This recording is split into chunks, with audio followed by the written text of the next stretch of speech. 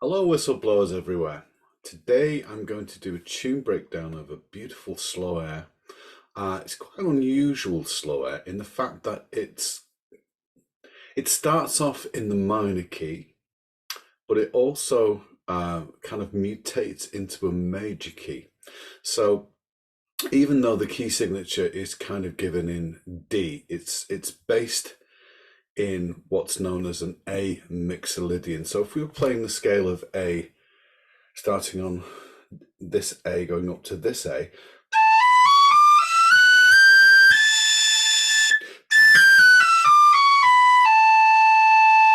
that's the scale it's starting off. It's kind of a major scale, except instead of having the G sharp at the all the way through, it only has it occasionally. So when it adds the G sharp,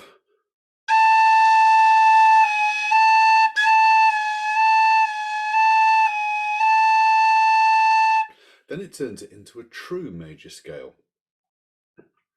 However, it starts off in the minor key because it's got our C natural, which is the flattened third, the minor third.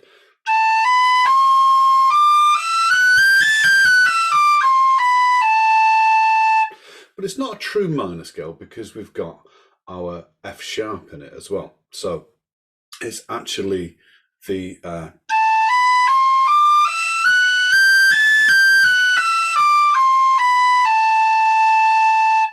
it's actually the Dorian mode of A. So it's kind of what's called an A Dorian. So this is very much mixed modal music. So we're starting off in a minor mode, then we go into a major mode, and then we're adding certain notes of the major scale, such as the G sharp, which is the flattened seventh of the major scale. However, there is one sneaky little note which doesn't seem to belong into any of the modes, which is our E flat, which comes towards the end of each section, if you like. And the only way you can get the E flat is by half holing. So just to quickly go through some of these notes which you're going to find in Paddy's Rambles through the park. So we have obviously our C natural, which you can either get through half holing.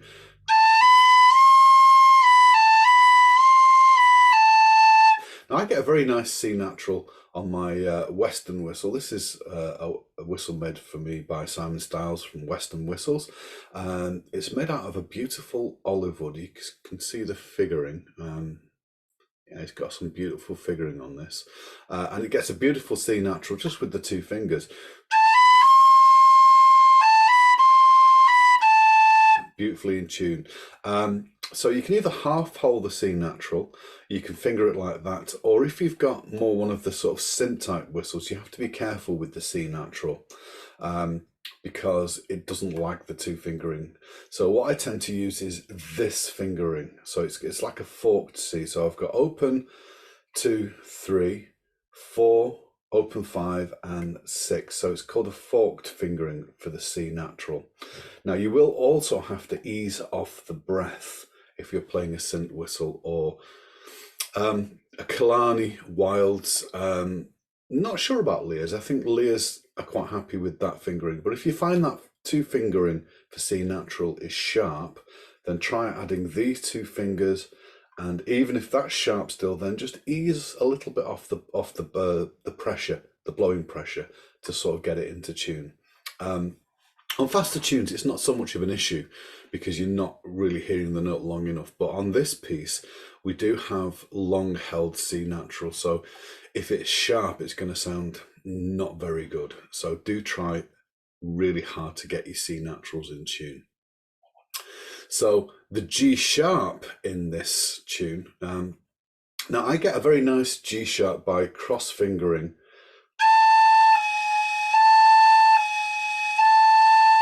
So the way I'm fingering my G sharp is 1, 2, open, and then 4, 5, and 6. So it's like just basically playing those two fingers, leaving this ring finger off in the top hand, and then closing all these.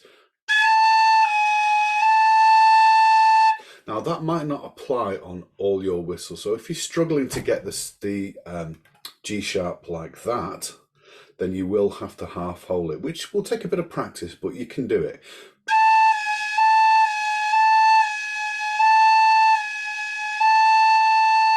It's just a matter of getting the right amount of hole coverage for the half hole. Too much, it'll sound very flat. Not enough, it's just going to sound like a flat A. So you may need to practice with that G sharp to get it in tune. But as I said, on quite a lot of whistles, this one, and I think certainly the my Chai Kong, that gives a very nice in tune G sharp with that cross fingering. So it seems to work on quite a few whistles, but probably not all whistles. So you may have to get used to half holing. Now in the upper register, that fingering doesn't work. So I do have to half hole in the upper register. So it is a good skill to be able to develop, is the half holing and making sure that the half hole is in tune.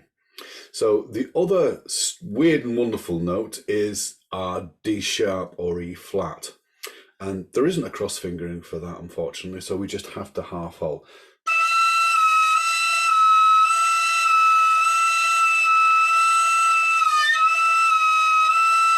Now it's a bit tricky, so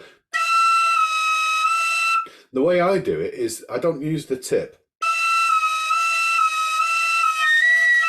which you can do, and it's perfectly fine.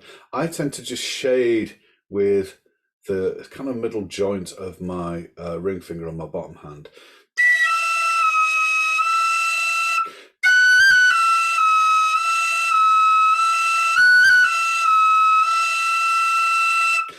It's only a passing note, so even though it's good to get the critical tuning, if it's slightly sharp or slightly flat, then it probably won't be as noticeable as some of the longer notes that we are holding. So those are the notes which we are going to be looking at, or some of the notes, which we've got the G sharp, the C natural, and we've got the D sharp in this. So also, I've supplied the music, but to be honest with you, the music isn't going to be of great help to you, because with slow airs, we generally play them pretty much differently every time. It's all about expression, but the important thing is phrasing. Phrasing is everything, and how you breathe.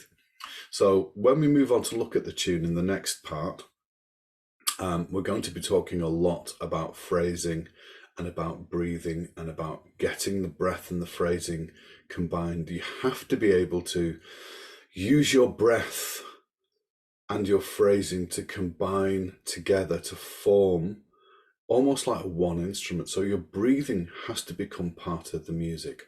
And that's really important in all music, is to make your breathing an essential part of the music. Now with slow airs, it's really important to make sure that your phrasing and your breath don't interrupt the flow of the tune. And the flow of the tune is kind of really important.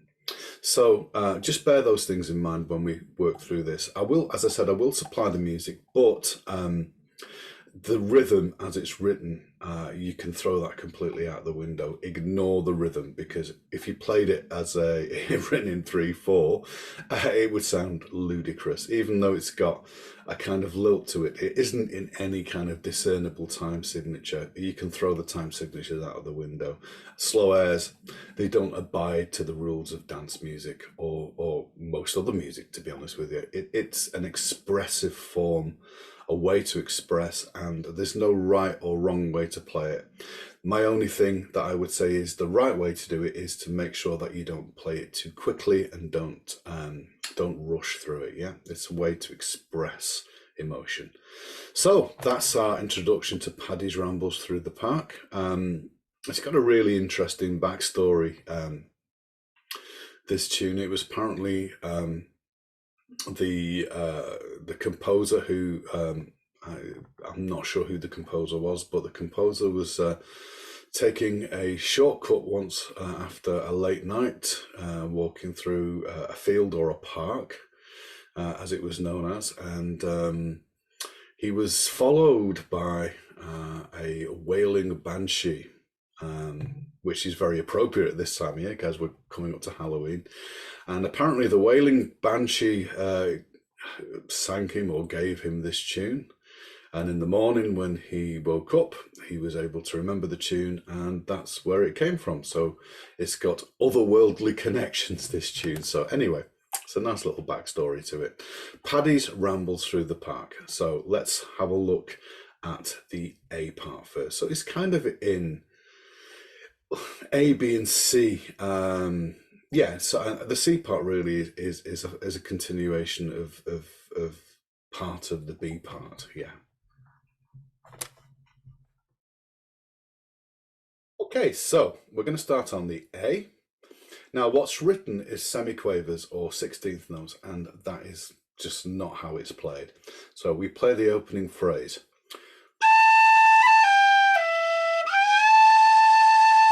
So we're holding the A. Da, ya, dum, ba.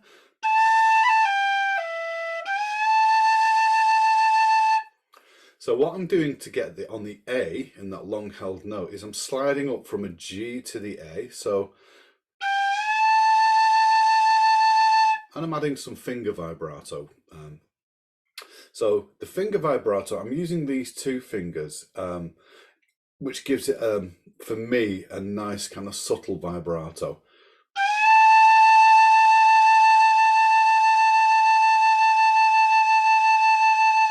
So with your vibrato, you're flattening the note A, and by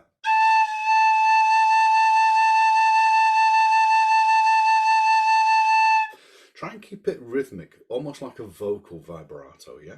So listen again.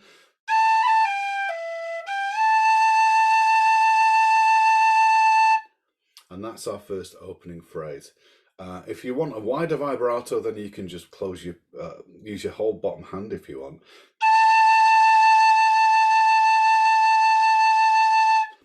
I find the wide vibrato a bit over the top, so I tend to err on the side of subtlety, and I prefer this sort of just slight shading.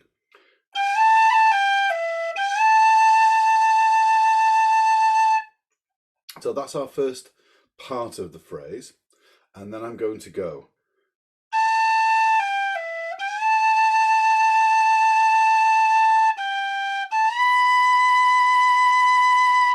So again, we've got that slide. I'm sliding up from the A to the B. So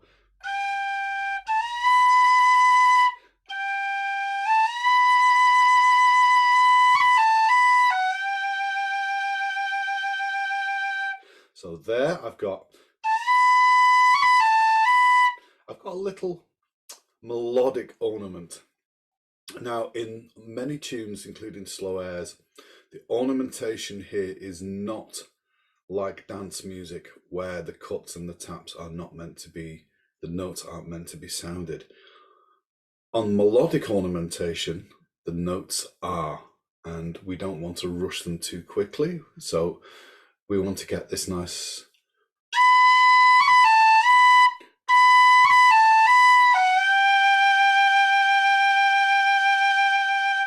So again, I'm sliding up from the F to the G and holding that, adding some vibrato. So like the A.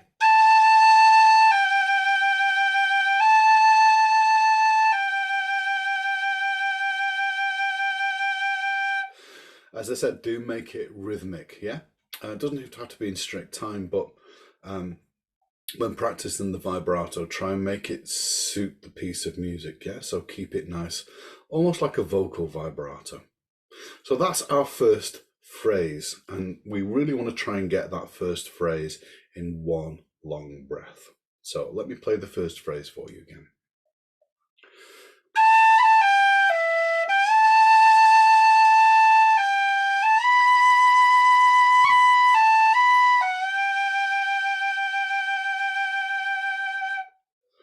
then we take our first breath. Don't rush your breathing. It's fine to leave a pause, a long enough pause for you to take a breath, and you don't have to worry too much about the silence. The silence, while you're taking a breath, incorporate into the music, yeah? So that there are spaces, you don't have to rush these phrases. It's almost like imagine a singer is singing, and that's the best guide for you. Imagine that you're singing it as a slow air. And I always say to people who are learning slow airs, if there's a song available, listen to how it is sung, because that's what we're trying to emulate. We're trying to emulate a singer, yeah? However, I don't think, as far as I know, this tune was ever had words put to it. But if you can, listen to the old Shanos singing style of unaccompanied ballad singing. Yeah, it gives you great idea of how it should be phrased. So, the first part again.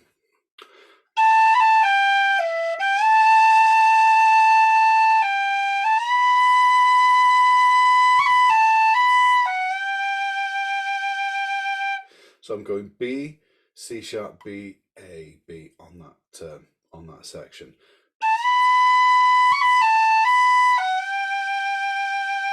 And again, don't rush the ornaments.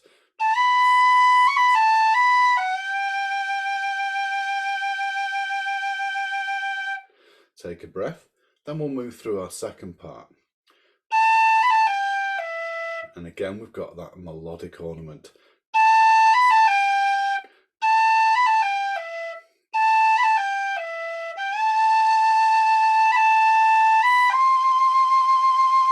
Now, this is where we hit on our C natural long note. I like to do a little drag on that C natural. So when I play, I'm slowly sliding that B finger off to open up the shading to get that in time.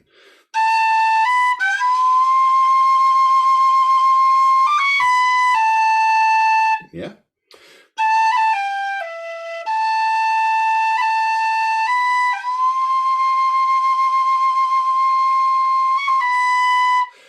And then on to the next part. So again, if you want, depending on how long you feel you want to hold on that C natural, you may want to take a breath after that C natural. So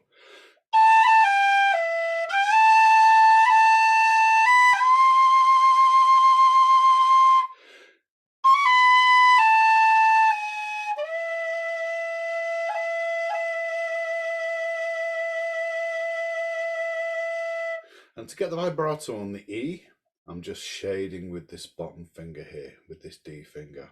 Yeah.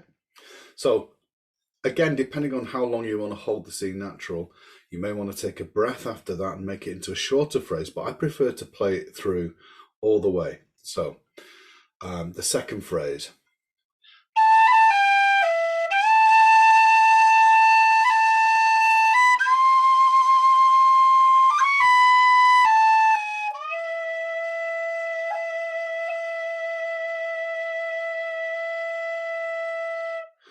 So that part will repeat again. So let's play through the whole of the first A part. So here we go.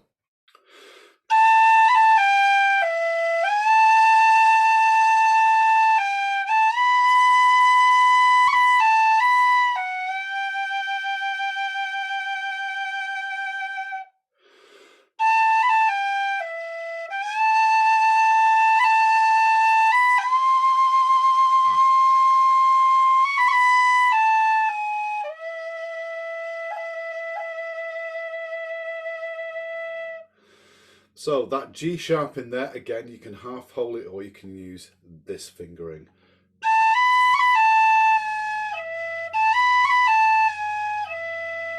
Or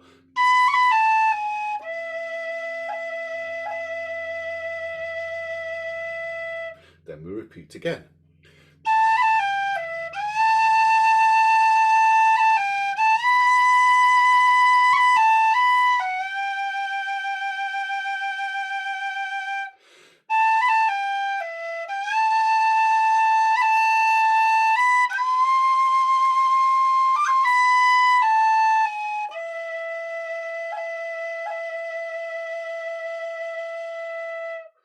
So again, it's about breath control. So important. Yeah, we don't want to be breathing too often because the breath can interrupt the phrase if it's in the wrong place. If it's in the right place, then it will add to the phrasing. Like I said, if you want to hold that C,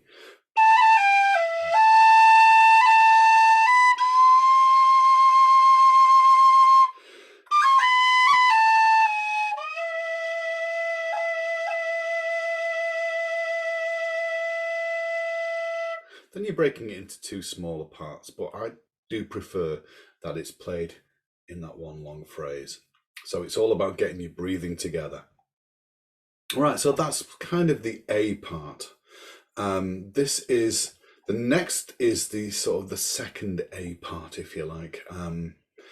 Now this is where we go from the minor into the major key. So this is where we are adding our C sharps rather than our C naturals, which were prevalent, very prevalent in that first part, the A part. So let's have a look now at the second A part. Okay, so we're starting on the third line. So C sharp.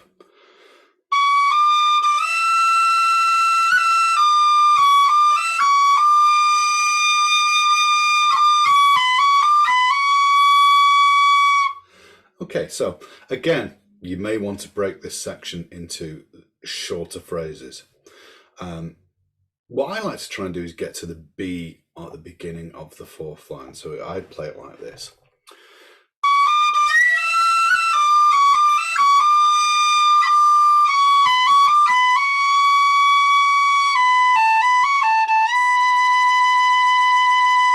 So that way you've got those repeating little figures all in the one breath, yeah?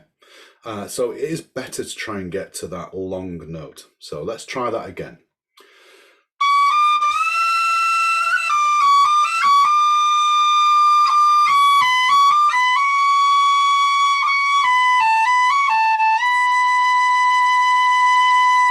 So as you can hear, it's not played in time, yeah? We're holding certain notes.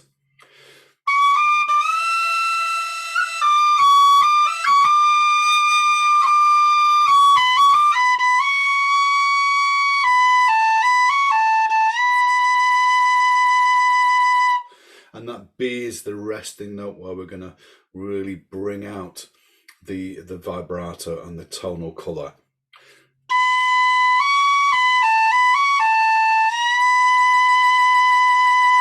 And again, you can have that nice slide from the A to the B.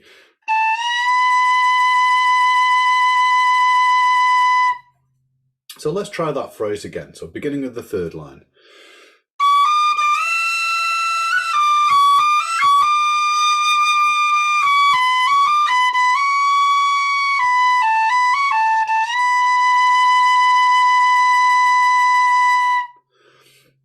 Then take the breath and we'll have a look at the last phrase.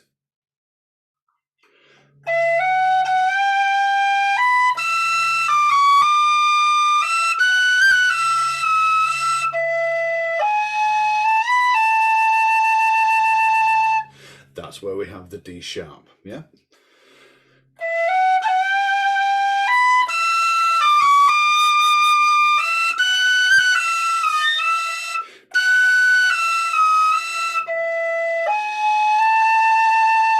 And again, you'll have to practice getting that in tune, that D sharp.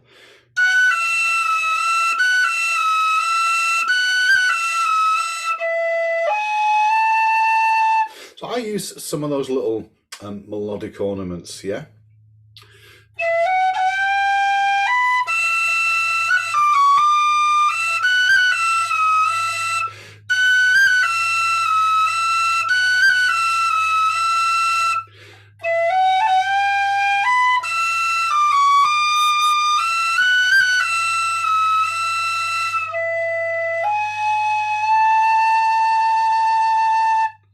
So that's the whole of the second part of the A. Yeah, let's play it, run through the phrasing on that. Yeah, so.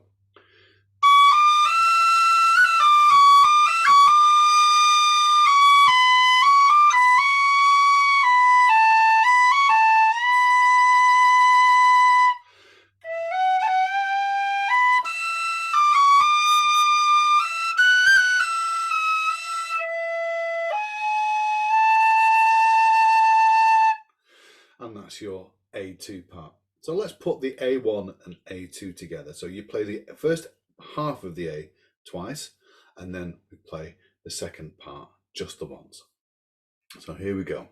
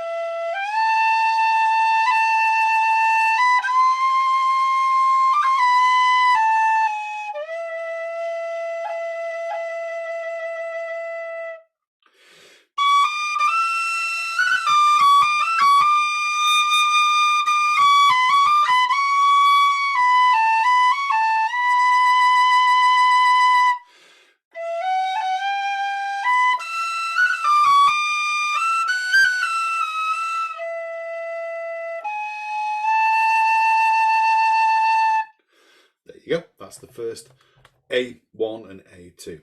So then we move on and have a look at the B part. Right, onto the B part. So we start at the end of line 4. And again, we don't want to play. We want to hold the first.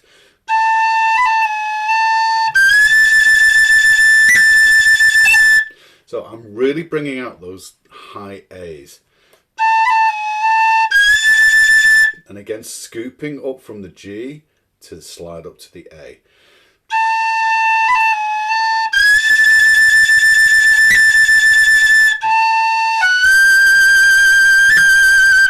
Again, lots of vibrato, lots of feeling. We're only going to push those notes.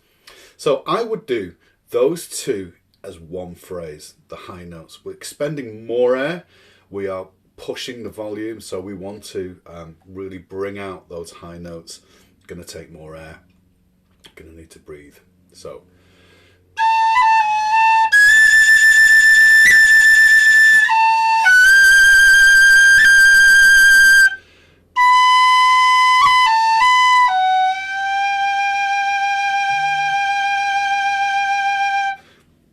On that G, I can do a nice long, slow drag. Let me show you that again. So.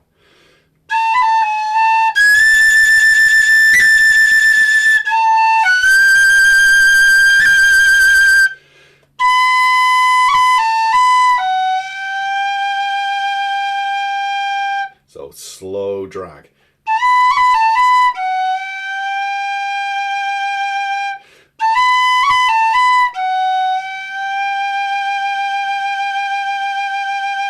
Length and duration of that drag is up to you. You can use it, you don't even have to do a drag. It's just an available little ornament, which I think sounds really nice. So you can do it as slowly or as quickly as you want.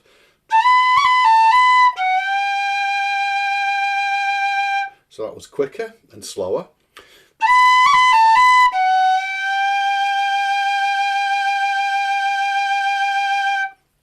I prefer the slower drag on that note because it's a long held G and we've got time to do that nice slow drag.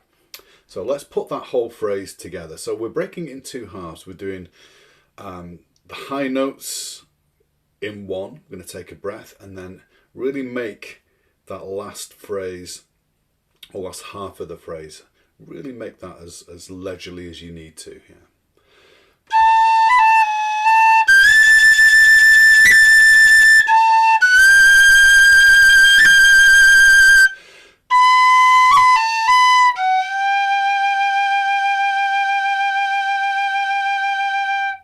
Okay, so we've taken two breaths, one after the high notes and then one after that long G. So we've got the same figure which is repeated again.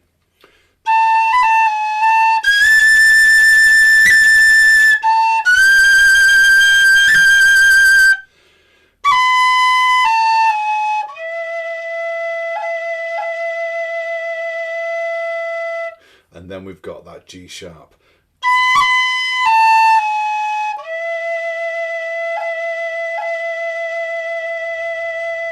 So when you get the notes that are the same, like the E's, yeah, let's use cuts to separate rather than tonguing. The cuts are a lot more authentic. I mean, you can use tonguing, but I think the cuts sound a lot better.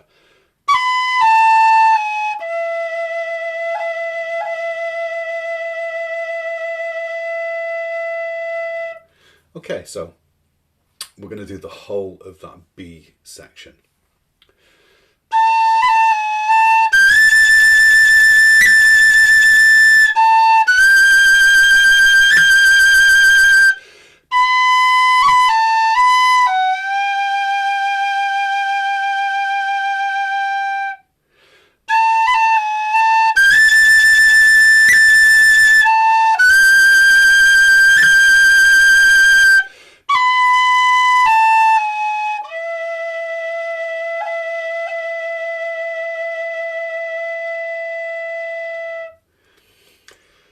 So to finish, we go back to the A2 part, which is pretty much a direct copy of the A1, the A2 part that we had, slightly differently, yeah? So we've got the same repeated motif.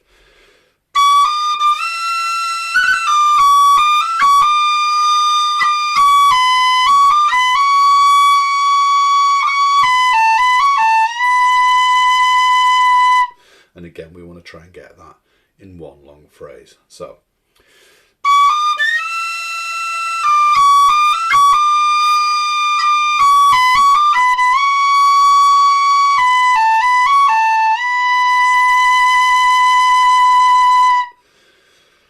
And the last part.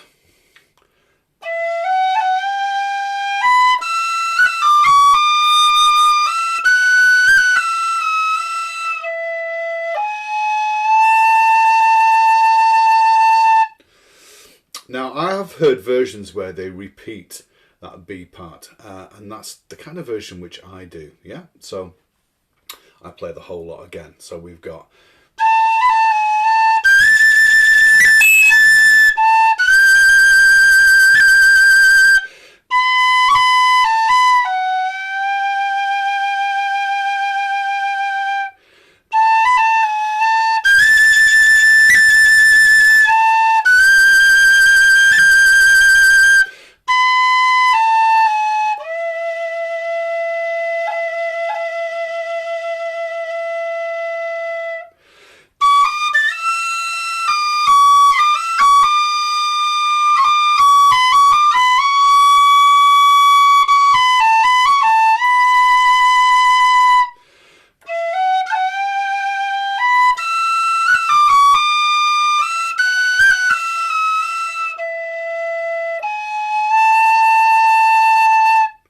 And it's up to you, again, how long you want to hold those long notes for. If you hold them too long, then it does sound a bit strange. So even though we're not playing this in any sort of time, we want to make it like the phrases are even and equal. So that's the whole of the tune. So I'm going to play it through for you now. The way that I play it. So I add a few little additional kind of ornaments. Just, again, it's not something that I do the same way every time. I may add a few little crans or whatever. But you don't have to. You can play this the way that you feel. I suggest you listen to lots of different versions of this tune. There's a Manchester fiddle player called Desi Donnelly who does a really nice version of this. I know Ronan Brown has done a version of this tune on the pipes. Yeah, there's quite a few. And John Doherty, the Donegal fiddler, old Donegal fiddler, did a beautiful rendition of this tune too. So yeah, listen to as many versions as you can and just take ideas from wherever you hear it being played and assimilate it into your own playing. And then, if you want, come up with your own ideas. Come up with your own ideas of phrasing and how you want to sort of put across the emotion that this tune is conveying. As I say, it's a rather unusual little air because of its sort of tonality being minor and major, and also with the extra additional D sharps in there. It is sort of rather unexpected, but it's a beautiful tune. So I'm going to play it through for you now. Paddy's Rambles Through the Park.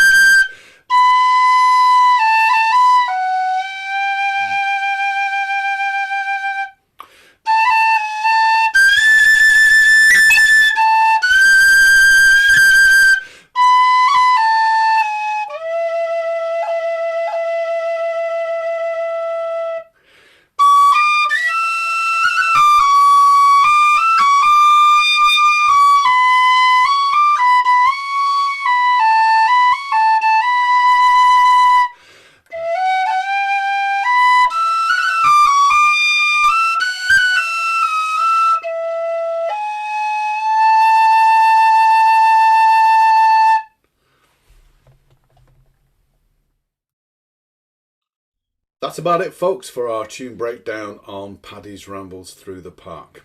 So some takeaways to think about. Think about your phrasing, think about your breathing, think about how you want to add certain ornaments which will enhance what you're doing, yeah? And play it the way that you feel, and it may be different every single time. It probably will be different every single time you play. Slow airs are a unique sort of category, really, of music in traditional music. Some people think that they are easier to play than the dance music, and they could not be further from the truth.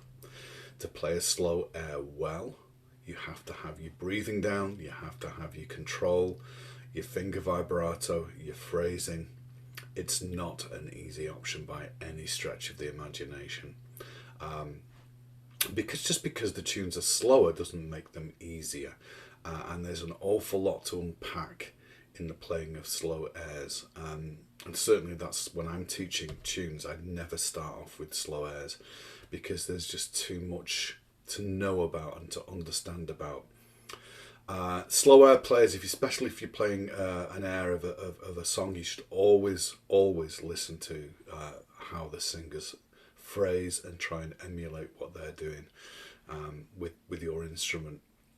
the Sean-os tradition of Irish unaccompanied singing is something that you should have a reasonable understanding about. You don't necessarily have to be able to speak the Irish language, but understand how the singers phrase, understand how they incorporate the breathing into the actual music. And that's something you have to do as a whistle player, is to incorporate the breath as part of the music. And that's pretty much across the board, but especially in slow air playing. The breathing is part of the music, it's not separate. And that's why if we breathe in places which aren't the right places, it will stand out like a sore thumb. It really will hear it sounding disjointed. So we always want to try and get balanced, even phrases in whatever we're trying to play, certainly in slow airs. So bearing that in mind, if you want to have a go at this tune, it would be fantastic, and I would love it if you could leave some comments. If there's something which you specifically would like to know further on slow air playing, or on vibrato, finger vibrato, on phrasing, or any other subjects, then you can leave me a comment, and I will try and reply as quickly as possible.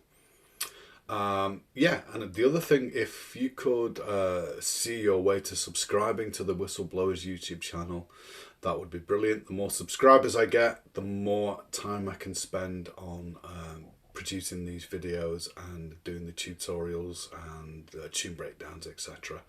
As ever, thank you for sticking with me through this tutorial, and I hope to see you all again very soon for the next either tune breakdown, tutorial, something to do with whistles anyway. All things whistle related. Okay folks, that's it, and I'll see you shortly. Bye from me. Bye bye.